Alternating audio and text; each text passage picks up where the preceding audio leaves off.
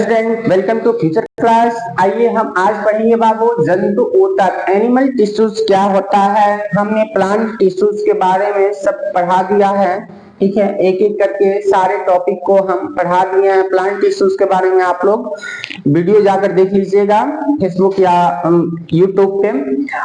चलिए आज हम जानेंगे जंतु ऊतक, एनिमल ऊतक क्या होता है, यानी कि एनिमल टिश्यूज। एनिमल टिश्यूज बाबू क्या होता है, ठीक है। जैसे कि पौधों में टिश्यूज मिलता है, हर एक टिश्यू का काम अलग अलग होता है, हर एक ऊतक का काम अलग अलग होता है।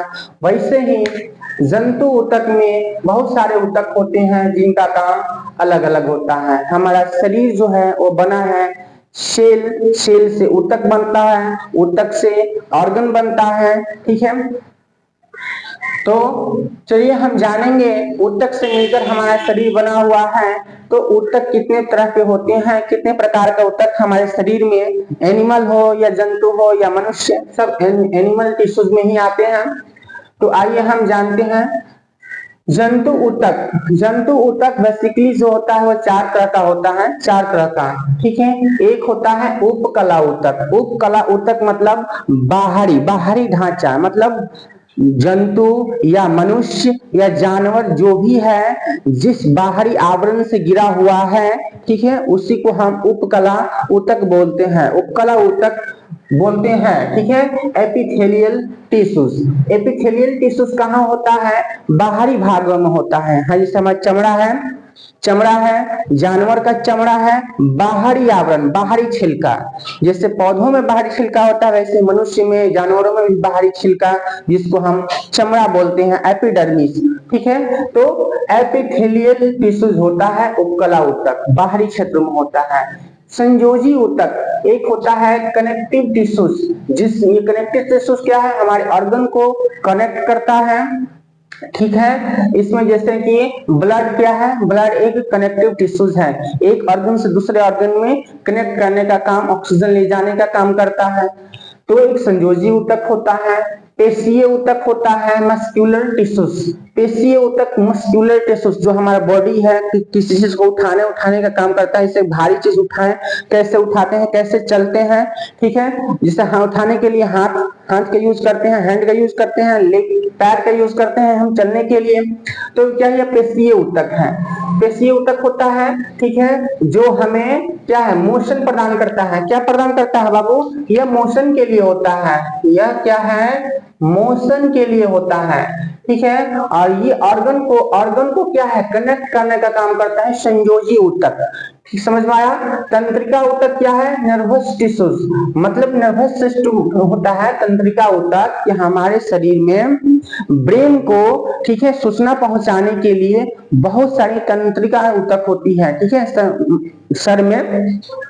तो तंत्रिका ऊतक का काम होता है नर्वस सिस्टम, हमारे दिमाग को सूचना प्रदान करना, ठीक है, ब्रेन को सूचना ले जाने का काम कौन करता है, तंत्रिका ऊतक। तो यही चार तरह के ऊतक होते हैं जो हमारे शरीर में पाए जाते हैं, और इन्हीं ऊतकों से मिलकर हमारा शरीर बना हुआ है। तो सबसे पहले हम पढ़ेंगे उपकला एपिथेलियल ऊतक।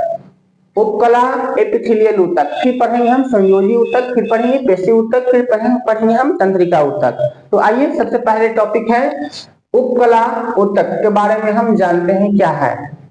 उपकला ऊतक या इसको हम एपिथेलियमी ऊतक भी बोलते हैं, एपिथेलियल टिश्यूज बोलते हैं। तो एपिथेलियल टिश्यूज हमने बताया कि हमारा शरीर चमड़ा से गिरा हुआ है। हमारे शरीर के जो अंग हैं वो किस चीज से ढके हुए हैं, चमड़ा से ढके हुए हैं। मतलब एपिडर्मिस जो होता है चमड़ा, इससे ढका हुआ है, ठीक है।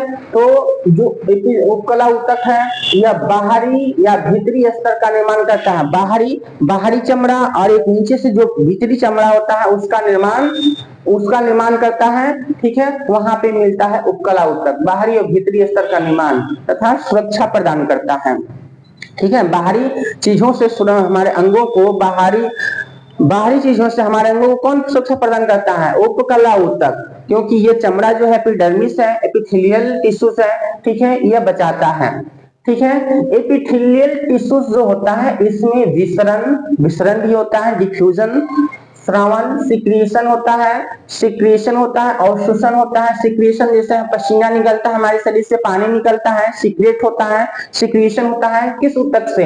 उपकला ऊतक से होता है।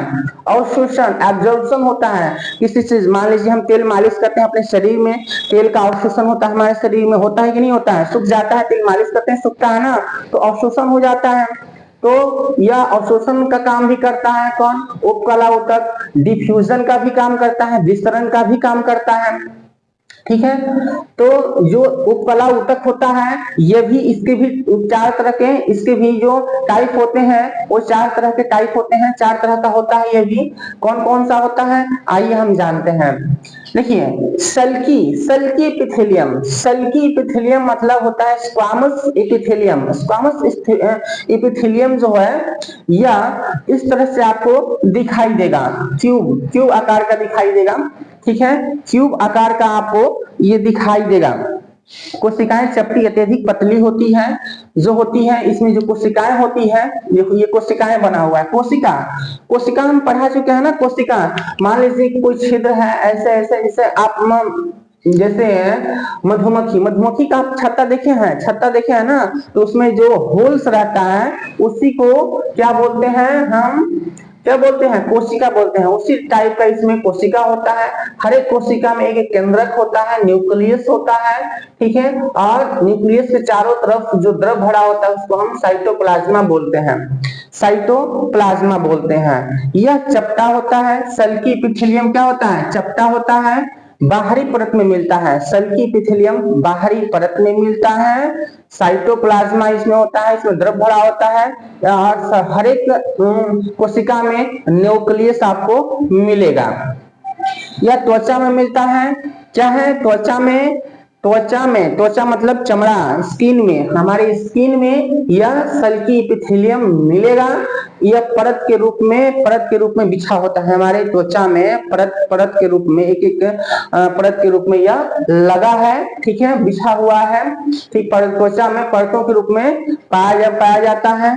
टंग जिब में भी मिलता है, ब्लड में भी मिलेगा, ग्रास नली में भी यह मिलता है। ग्रास नली का निर्माण करता है कौन? ए सल्की एपिथेलियम, सल्की एपिथेलियम। तो सल्की एपिथेलियम मुख्यतः त्वचा में, ठीक है, टंग जिब ब्लड ग्रास नली में पाया जाता है, इसका निर्माण करता है।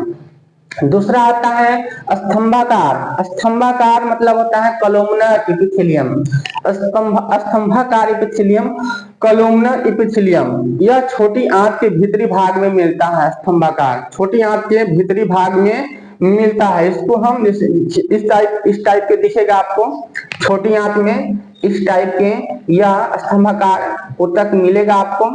इस स्तंभाकार ऊतक में केंद्रक भी मिलेगा, न्यूक्लियस भी मिलेगा, ठीक है। और ऊपर जो है झाड़ीनुमा, ऐसे ऐसे झाड़ीनुमा, ठीक है, ऐसे झाड़ी के टाइप के, रेशे का टाइप है, रेशा, रेशा समझिए इसको, रेशा का टाइप के आपको देखने को मिलेगा, जिसको हम बोलते हैं माइक्रोविलाई, माइक्रोविलाई बोलते हैं। इसी माइक्रोविलाई के द्वारा विटामिन का अवशोषण होता है। छोटी आंत में विटामिन का अवशोषण इसी माइक्रोविलाई के द्वारा होता है। विटामिन का अवशोषण हम अभी बताएंगे, ठीक है। एक पहले हम इसके बारे में जानेंगे, ठीक है, डिटेल्स में हम धीरे धीरे धीरे धीरे जानेंगे। एक ही बार में जान जाएंगे तो सब गड़बड़ा जाएगा काम, ठीक है। तो देखिए माइक्रोविलाई जो होता है, माइक्रोविलाई विटामिन का अवशोषण करता है। कहाँ? छोटी आंत में। यह जो है अवशोषण का काम करता है, श्रावण का भी काम करता है। श्रावण वाले स्थान पे मिलते हैं अवशोषण, जहां पे अवशोषण होता है वहां पे भी मिलेगा स्तंभाकार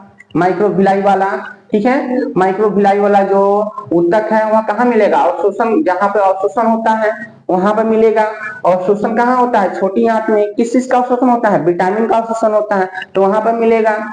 श्रावण होता है जहां से कोई चीज निकलता हो, ठीक है, वहां पे भी यहाँ कौन मिलेगा? ये मिलेगा, स्तंभाकार ऊतक मिलेगा, माइक्रोविलाई, ठीक है। यह मैकेनिकल सपोर्ट, मैकेनिकल सपोर्ट मतलब होता है प्रदान करता है हमारे अंगों को, हमारे अंगों को मैकेनिकल सपोर्ट करता है, सहायता करता है अंगों को कार्य करने में, कार्य को करने में आपको कार्य को करने में यह स्तंभाकार जो ऊतक होता है यह सहायता करता है।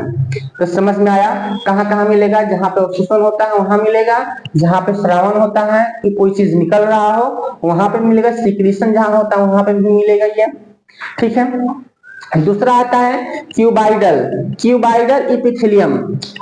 याद रखिएगा बाबू कि सल्की इपिथेलियम चमड़ा में मिलता है, स्किन के ऊपर मिलेगा, टंग ब्लड ड्रॉप्स नली में मिलेगा, माइक्रोविलाई होता है जहां पे अवशोषण या श्रावण होता है वहां पे मिलेगा, स्तंभाकार छोटी आंत में विटामिन का अवशोषण होता है तो वहां पे मिलेगा, ठीक है। स्तंभाकार क्यूबाइडल जो होता है ये क्यूब का आकार का होता है, इसमें न्यूक्लियस होता है, प्लाज्मा साइटोप्लाज्मा भी होता है, ठीक है। यह घनाकार कोशिकाएं होती है, सबसे घनाकार कोशिकाएं होती है क्यूबाइडल।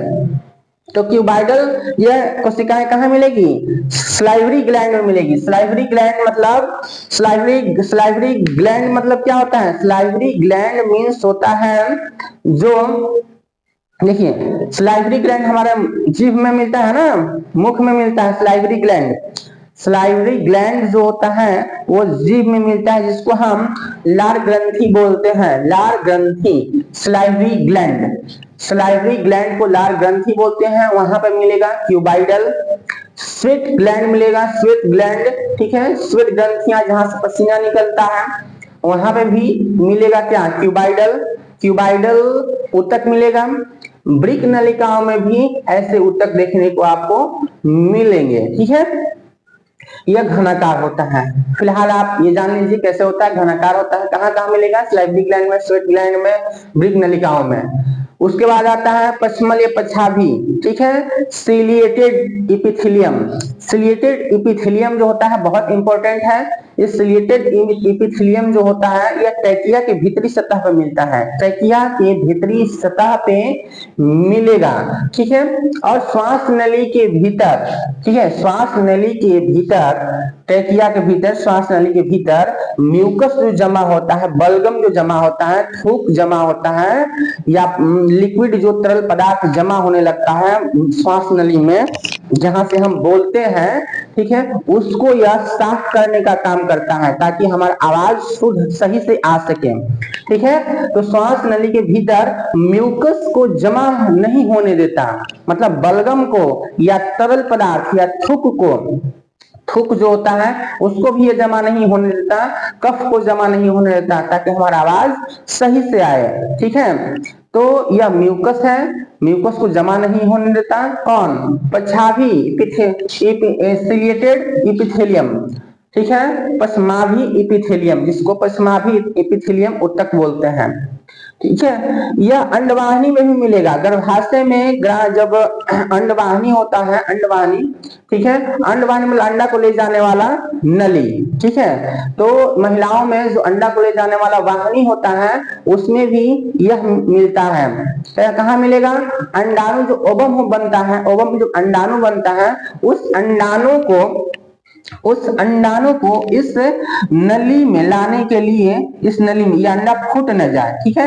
ये बहुत मुलायम होता है, ये जो पश्माभी सिलिएटेड इपिथेलियम है यह बहुत मुलायम होता है। ये जैसे आप क्या बताएं, जैसे घास देखे हैं, बड़ा बड़ा जो घास होता है, या धान का खेत देखे हैं, धान का खेत जब हवा चलता है तो वो लहराता हुआ चलता है, ऐसे ऐसे लहराते हुए चलता है ना, धान का खेत जैसे हवा बहेगा तो लहराते हुए चलेगा, वैसे ही ये जो सिलिएटेड इपिथेलियम है वो लहराता है, ऐसे ऐसे लहराता है।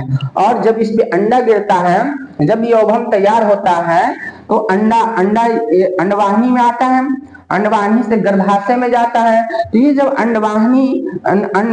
अंडाणु अंडवाहिनी में आएगा तो अंडवाहिनी से टकराकर फूट न जाए इसके लिए ये जो सिलिएटेड इपिथेलियम होता है इसको ये ले जाने का काम करता है, ऐसे लहराते हुए ले जाएगा, ठीक है, मुलायम करते हुए ले जाएगा, चिपचिपा पदार्थ होता है इसमें, ठीक है। और ये गर्भाशय में ले जाने का काम करता है ताकि अंडा फूटे ना। तो बहुत सारा ये बहुत इंपॉर्टेंट है, पश्मल या पश्माभी सिलिएटेड इपिथेलियम। ठीक है। तो हमने देखा, देखो ये सिलिया निकली है। सिलिएटेड क्यों बोलते हैं? क्योंकि इसमें सिलिया निकली हुई है। ये सिलिया है बाबू, देखो ये सिलिया है ना, ये सिलिया निकली हुई है भैया, बहुत ही मुलायम होती है, इधर इधर इधर इधर ऐसे ऐसे मूव करती रहती है। तो ये सिलिया होती है, जो कि जैसे ब्रश देखे, ब्रश ब्रश ये साफ करने का काम करता है। श्वास नली के भीतर जो म्यूकस जमा, बलगम जमा होता है, उसको साफ करने का काम करता है। अंडाणु को अंडवाहिनी से गर्भाशय में ले जाने का काम करता है। कौन? पश्माभि इपिथेलियम, सिलिएटेड इपिथेलियम। तो आज हम यहीं तक पढ़ेंगे, जंतु ऊतक, एनिमल ऊतक में, एनिमल टिश्यूज में। आगे हम आपको संयोजी ऊतक के बारे में पूरा डिटेल्स में बताएंगे, पेशी ऊतक के बारे में बताएंगे, तंत्रिका ऊतक के बारे में बताएंगे। तो वीडियो बहुत इंपॉर्टेंट है, यह आम आदमी, आम जीवन से रिलेटेड क्वेश्चन, यहाँ से बहुत सारे क्वेश्चन पूछे जाते हैं। तो आप लोग इस वीडियो को इसकी बिल्कुल भी मत कीजिएगा, ठीक है। रेगुलर, ठीक है, रेगुलर बेसिस पे आप लोग इस वीडियो को वॉच कीजिए। और वीडियो अगर अच्छी लगी, क्लास अच्छी लगी हो तो फॉलो जरूर कीजिए, और कमेंट बॉक्स में यस जरूर लिखिए कि हमें क्लास अच्छा लग रहा है, ताकि मैं इसको और कंटिन्यू रखूं। ठीक है बच्चों, ठीक है। Thank you all of you.